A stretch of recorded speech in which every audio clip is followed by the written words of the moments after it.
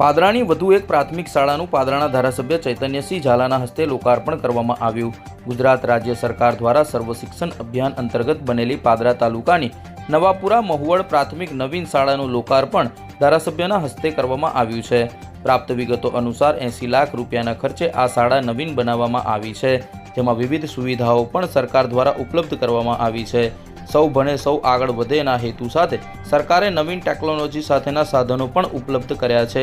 આ કાર્યક્રમમાં પાદરાના ધારાસભ્ય ચૈતન્યસિંહ ઝાલા, શિક્ષણ વિભાગને લાગતા અધિકારીઓ અને શિક્ષકો સહિત તમામ લોકો મોટી સંખ્યામાં હાજર રહ્યા હતા।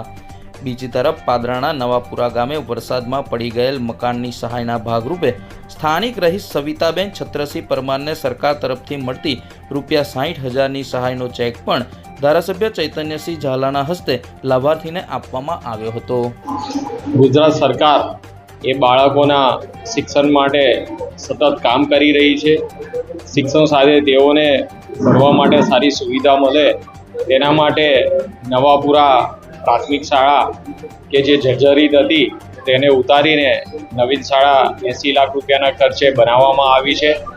આજે નવાપુરા પ્રાથમિક શાળાનું લોકાર્પણ રાખવામાં આવ્યું છે અને આ શાળા એ 1 વર્ષમાં 15 દિવસ બાકી છે એ પહેલાં જ શાળા સુપ્રત કરી દેવામાં આવી છે।